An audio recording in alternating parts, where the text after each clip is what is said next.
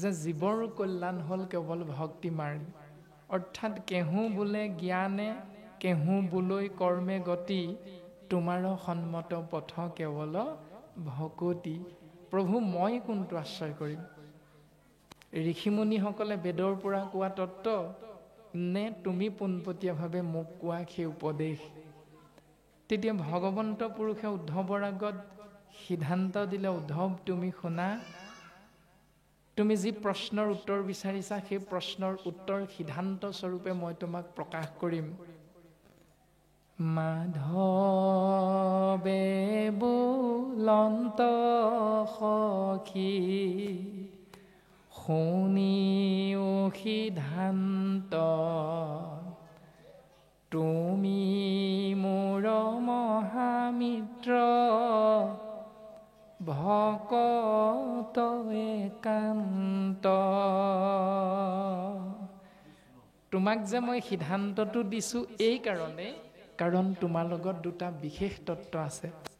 সেই বিশেষ তত্ত্ব দুটা হ'ল, তুমি মোৰ দ্বাৰা সৃষ্টি হোৱা অনন্ত কোটি ব্ৰহ্মাণ্ডত যি ৩৩ কোটি দেৱ দেৱতা আছে, সেই ৩৩ কোটি দেৱ দেৱতাৰ ভকত নহয়, তুমি কেৱল মোৰ ভকত হলা।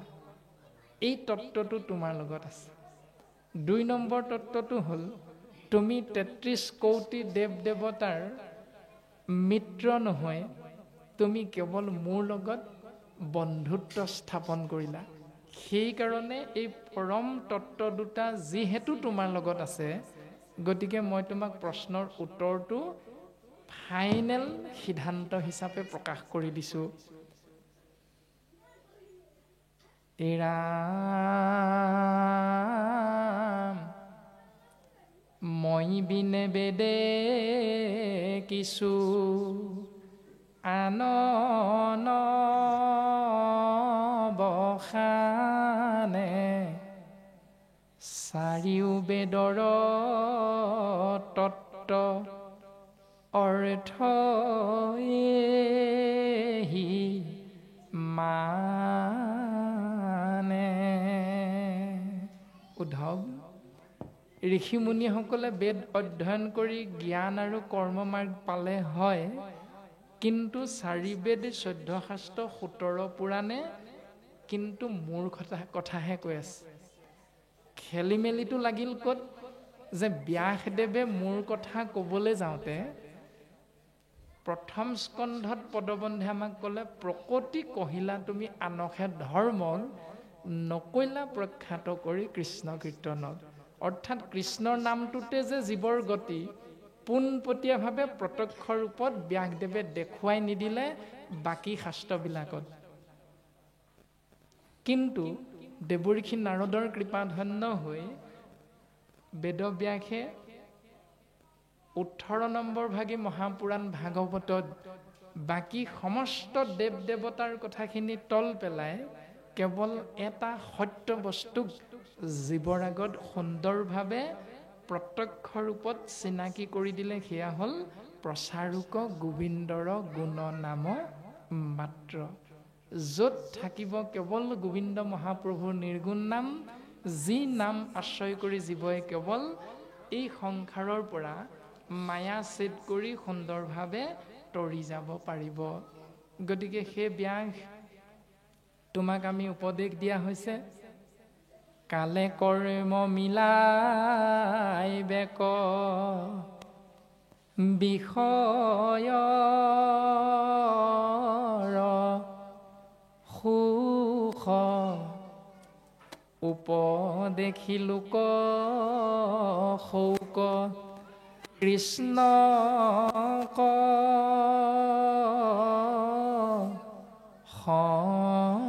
সন্মুখ। সেই ব্যাস, কাল মানে সময়, সময়ে জীৱক এই সংসাৰত জীৱন যাপন কৰোঁতে যিখিনি নীতি নিয়ম শাস্ত্ৰসন্মতে নহ'লেও কৰ্মই ধৰ্ম বুলি বুজি লৈ ধৰ্ম হিচাপে পালন কৰিছোঁ বুলি কৰ্মক আশ্ৰয় কৰি থাকিব, বিষয়খনত সোমাই সুখ ভোগ কৰিবৰ বাবে সেইখিনি সময়ে জীৱক নিজে নিজে শিকাই দিব। তুমি সেইখিনি ক'ব নালাগে। উত্তম শাস্ত্ৰ ভাগৱতত তুমি সেইখিনি নিলিখিবা। তুমি লিখিবা কেৱল উপদেশী লোকহৌক কৃষ্ণক সন্মুখ। তুমি কেৱল এই উপদেশটো দিবা যাতে কৃষ্ণৰ নামতহে জীৱৰ পৰম গতি হ'ব, কল্যাণ সাধন হ'ব। আৰু এই পৰম সত্যটো বুজি পাই মহামুনি বেদব্যাসে কি কৰিছে? ৰাম কৃষ্ণৰ মূৰ্তিক পাছে কৰিল ধ্যান, হৃদয়তে কৃষ্ণ মূৰ্তি দেখিলা বিদ্য মান।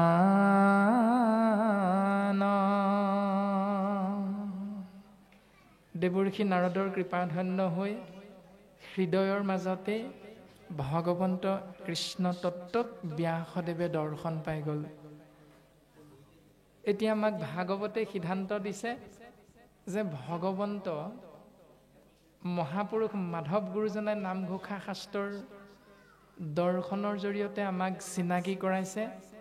বাহিৰে ভিতৰে তুমি হৰি গুৰু আছাহা চৈতন্য ৰূপে দিওক সৌমতি তুমি বিনে গতি নাহিকে কৈলো স্বৰূপে। সেই প্ৰভু তুমি সকলোতে আছা। প্ৰমাণ ভগৱন্ত পুৰুষে মহাভক্ত উদ্ধৱক কৈছে, সমস্ত ভূততে ব্যাপী আছো মই হৰি। মই সমস্ত ভূততে বিদ্যমান হৈ আছো।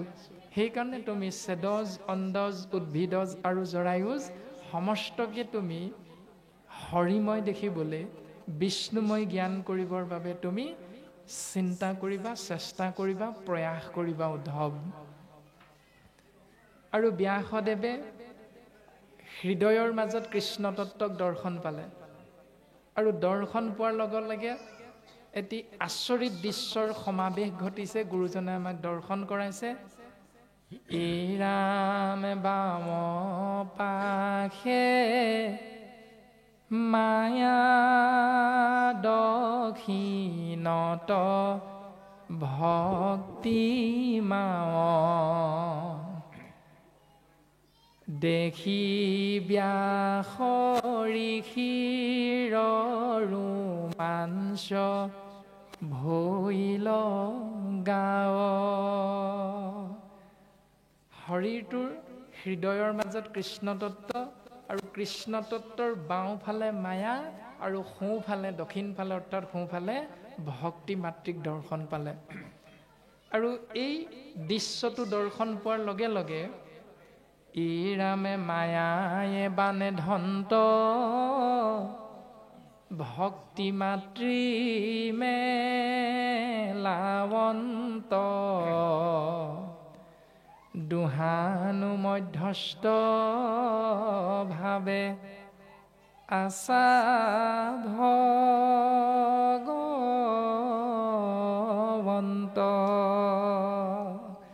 মায়াৰ কৰ্মটো বুজি পালে যে মায়াত অৰ্থাৎ বাওঁফালৰ চিন্তাটো যদি আমি আশ্ৰয় কৰি জীৱনটো যাপন কৰিবলৈ চেষ্টা কৰোঁ, তেতিয়াহ'লে আমি মায়াত পৰিম। আৰু মায়াৰ কৰ্মটো হ'ল জীৱবিলাকক কৰ্মৰ মাজত বান্ধ খুৱাই ৰখা। তাৰ পাছত সোঁফালে যি ভক্তি মাতৃৰ কথা গুৰুজনাই উল্লেখ কৰিছে, সেই সোঁফালৰ ভক্তি মাতৃক যদি আশ্ৰয় কৰোঁ, তেতিয়াহ'লে ভক্তিৰ কৰ্ম হ'ল মায়াৰ বন্ধনত থকা জীৱবিলাকক মায়াৰ বন্ধন ছিঙি মুকলি কৰি দিয়া। তাৰ কাৰণে চিন্তা আমাৰ প্ৰত্যেকৰে নিজৰ নিজৰ। অৰ্থাৎ ভাগৱত দৰ্শন কৃপালু মাধৱ গুৰুজনাই কৈছে, ভগৱন্ত ভক্তিযুক্ত পুৰুষৰ আত্মবোধ মাধৱৰ প্ৰসাদে মিলয়। যে ভগৱন্তৰ কৃপা লাভ কৰি জীৱন ধন্য কৰাৰ যি জীৱই প্ৰয়াস কৰিব, একমাত্ৰ মাৰ্গটো হ'ল কেৱল ভক্তি মাৰ্গ। আৰু সেই ভক্তিক যেতিয়াই কায় বাক্য আৰু মনৰ লগত আমি যোগ কৰি ৰাখিম তেতিয়া ঈশ্বৰৰ কৃপা, আৰু যেতিয়াই কায় বাক্য মনৰ পৰা ভক্তিক আমি বিয়োগ কৰি ৰাখিম তেতিয়াই ভগৱন্তৰ কৃপাৰ পৰা আমি বঞ্চিত হ'ব লাগিব। এতিয়া তাৰ প্ৰমাণটো আমি চাবৰ বাবে শাস্ত্ৰই আমাক সুন্দৰভাৱে দৰ্শন দিছে। ব্যাসদেৱে উত্তৰটো পালে কি, যে মায়াই জীৱক বান্ধে, ভক্তিয়ে জীৱক মুকলি কৰে। সেইকাৰণে ব্যাসদেৱে কি কৰিছে, বন্ধৰ মুখৰ হেতু দেখি ব্যাসৰিষি, বন্ধনৰ পৰা মুক্ত হোৱাৰ উপায়টো পায় ব্যাসদেৱে কি কৰিছে, ভাগৱত শাস্ত্ৰ পাছে কৰিলা হৰিষি। হৰিষি মানে আনন্দিত। আনন্দিত মনেৰে ব্যাসদেৱে 18 নম্বৰ ভাগী মহাপুৰাণ, মহাশাস্ত্ৰ বা মহাবেদ যি বুলি আপোনাৰ মোৰ ভাৱনা হয় সেয়াই সেই মহাভাগৱত প্ৰণয়ন কৰিছে। এতিয়া ইয়াৰ পৰা আমি ফাইনেল এটা সিদ্ধান্ত লৈ ল'ব পাৰোঁ যে যিহেতু ব্যাসদেৱ 4 বেদ 14 শাস্ত্ৰ 18 পুৰাণ প্ৰণয়ন কৰা এজন বেদজ্ঞ শাস্ত্ৰজ্ঞ, তেওঁতকে কলিৰ মনুষ্য আমি কোনো শ্ৰেষ্ঠ নহয় জ্ঞানৰ ফালৰ পৰা। সেইকাৰণে ব্যাসদেৱে যেতিয়া কায় বাক্য মনৰ অস্থিৰতাৰ ঔষধটো পাই গ'ল, মহাভাগৱত শাস্ত্ৰ প্ৰণয়ন কৰিলে কৃষ্ণ নাম আশ্ৰয় কৰি, আমিও কলিৰ মনুষ্যই জ্ঞান আৰু কৰ্মমাৰ্গ এৰি যাগ যজ্ঞ পূজা পাতল দান দক্ষিণা শ্ৰাদ্ধ পিণ্ড দান হোম ব্ৰত তীৰ্থ স্নান এই সকলোবিলাক ত্যাগ কৰি যদি কেৱল কৃষ্ণ নামত শৰণ গ্ৰহণ কৰোঁ, তেতিয়াহ'লে ধ্ৰুৱ সত্য ব্যাসে যেনেকৈ বন্ধনৰ পৰা মুকলি হ'ব পাৰিল, আমিও সমস্ত কলিৰ মনুষ্য এই বন্ধনৰ পৰা মায়াৰ বন্ধন চিন্দি আমি সমস্তজনাই ভগৱন্ত পুৰুষৰ পূৰ্ণ কৃপা লাভ কৰিব পাৰিম। এইটো চিৰন্তন সত্য হিচাপে ভাগৱতৰ প্ৰথম স্কন্ধৰ পদবন্ধে আমাক সুন্দৰভাৱে সিদ্ধান্ত দিছে। আৰু তাৰ কাৰণে আমি আশ্ৰয় কৰিব লাগিব কেনেকৈ? এতিয়া সিদ্ধান্তটো দিলে আমি বিভিন্ন স্থানৰ পৰা আহিছোঁ। মাধৱ গুৰুজনাই ক'লে ভগৱন্ত ভক্তিযুক্ত পুৰুষৰ আত্মবোধ মাধৱৰ প্ৰসাদে মিলয়। ইয়াৰ পৰা এই সিদ্ধান্তটো দিলে যে ভগৱন্তৰ কৃপা লাভ কৰিবৰ বাবে শাস্ত্ৰই কোনো উপাধিৰ কথা কোৱা নাই, শাস্ত্ৰই কোনো সমাজৰ কথা কোৱা নাই, মাত্ৰ জীৱৰ যি অন্তৰ্নিহিত দৃষ্টি অৰ্থাৎ আধ্যাত্মিক চিন্তাৰে যদি জীৱই নিজক আগবঢ়াই নিবলৈ চেষ্টা কৰে তেতিয়া ঈশ্বৰ পুৰুষৰ কৃপা ধন্য হ'ব। আৰু তাৰ কাৰণে একমাত্ৰ পথটো ভক্তি, আৰু সেই ভক্তি আশ্ৰয় কৰিবৰ বাবে যিখন দৰখাস্ত আমি প্ৰত্যেকে আশ্ৰয় কৰোঁ, এটা তামোল, দুখিলা পাণ, মাটিৰ চাকি এগছ, শলিতা এডাল, মিঠাতেলৰ সৰু পেকেট এটা, ধূপৰ এটা পেকেট, এই যিখন দৰখাস্ত এটা কেৰি বেগত ভৰাই লৈ আমি যাওঁ, প্ৰত্যেকেই গৃহস্থী ধৰ্ম পালন কৰি গৃহস্থী ধৰ্মৰ মাজত সোমাই থকা আমাৰ বাপ আইসকলৰ কোনোবা এজনৰ মংগল কামনা কৰি যেতিয়া আমি চিন্তা কৰোঁ ক'লৈ যাম, শিৱ মন্দিৰ, মছজিদ, নামঘৰ, গছৰ তল, ক'লৈ যাম? তাৰ উত্তৰ গুৰুজনাই আমাক দিছে, কেৱল দেৱতু তীৰ্থটো কৰি ভকতে সেবৰ ভকতক ভজিলে গুচয় কৰ্মজৰ। কেৱল সেই দৰখাস্তখন দিব লাগিব ভকতৰ ওচৰত। কাৰণ দেৱতাক সেৱা কৰা, তীৰ্থ ভ্ৰমণ কৰা যি পুণ্য হ'ব, সেই সমস্ত পুণ্যতকৈ শ্ৰেষ্ঠতম পুণ্য হ'ল ভকতৰ সেৱা। জীৱই কৰ্ম বন্ধনৰ পৰা মুকলি হোৱাৰ একমাত্ৰ পথটো হ'ল ভকতৰ সেৱা। আৰু সিদ্ধান্ত দিছে, ভকতসকল যেবে কৰৈ আশীৰ্বাদ তেবে খেমি লয় সিটো কৃষ্ণৰ প্ৰসাদ। যেতিয়াই যেতিয়াই ভকতে সেৱকীসকলক সেই দৰখাস্তখনৰ বিনিময়ত আৰ্শীষ প্ৰদান কৰিব, তেতিয়াই কৃষ্ণদেৱৰ কৃপা সেই সেৱকীজনে বা সেৱকজনে লাভ কৰিব পাৰে। এইটোৱে শাস্ত্ৰৰ সিদ্ধান্ত আমাক সুন্দৰভাৱে গুৰুজনাই দৰ্শন দিছে। এতিয়া আমি সেই ভকতৰ সংগ আশ্ৰয় কৰিবৰ বাবে 365 দিনৰ ভিতৰত কেইদিন বিচাৰোঁ ভকতৰ সংগ? আমাৰ খেলি মেলি চিন্তাখিনি ক'ত যে আমাৰ কোনোবা এজন পিতৃ যদি পৰলোকগামী হয়, মাতৃ যদি পৰলোকগামী হয়, সেই একাদশ দিৱস বা 10 নম্বৰ দিনটো, 11 নম্বৰ দিনটো বা সমাজ বিশেষে 30 দিন, 17 দিন, 13 দিন যি দিনতে নাপাতক, আমাৰ অনুষ্ঠানটোৰ লগত কোনো কথা নাই। মাত্ৰ আমি এই কাৰণে কথাটো টানি অনা হৈছে যে শাস্ত্ৰই কৈছে ভকতৰ সংগ যিমানে যিমানে পাবা সিমানে সিমানে ঈশ্বৰৰ কৃপা লাভ কৰিবা। আৰু সেই সত্য শুদ্ধ মাৰ্গটো আশ্ৰয় কৰিবলৈ যাওঁতে আমি কি কৰোঁ যে দেউতা পৰলোকগামী হ'ল কাৰণে 365 দিনৰ ভিতৰত মাত্ৰ এদিন বছৰেকীয়া কৰ্ম বুলি আমি ভকতক নিমন্ত্ৰণ কৰোঁ, ভকত সেৱা কৰোঁ। বাকী 364 দিন আমি মাত্ৰ বিষয় বাসনা সুখ ভোগৰ পাছত দৌৰোঁ। আমাৰ খেলি মেলিটো সেইটোৱে। যদি আমি প্ৰত্যেক মাহে 12 মাহত 12 ভাগী নাম যদি আমি 10 জন 15 জন 5 জন যেইজনেই নহওক অন্তত ন্যূনতম 3 জনো যদি ভকতক মাতি চাহ অকণ তামোল এখন খুৱাই যদি আমি ভাগৱত 1 অধ্যায়, কীৰ্তন 1 অধ্যায়, ভাগৱতৰ এটি স্কন্ধ, নামঘোষাৰ 5 জোকামান ঘোষা আশ্ৰয় কৰি আমি যদি কথন মথন কৰোঁ, সেয়াও ভক্তি মাৰ্গ। এইটো কোৱা নাই যে হাজাৰ হাজাৰ টকা খৰচ কৰি নামঘৰত আমি প্ৰত্যেক বছৰে বছৰে 4 দিনীয়া 3 দিনীয়া 7 দিনীয়া অনুষ্ঠান পাতিহে আমি কৃষ্ণ নাম আশ্ৰয় কৰিলে আমি ঈশ্বৰৰ কৃপা লাভ কৰিম, এই বুলি আকৌ নাই কোৱা। আমি গৃহৰ মধ্যেও যেতিয়াই সময় পাওঁ তেতিয়াই যে দেউতাৰ মৃত্যু হ'ল সেই দিনটোতহে আমি ভকতক মাতিম, ভকত সেৱা কৰিম, ঈশ্বৰ সেৱা কৰিম, এইটো কথা আমাক নাই কোৱা।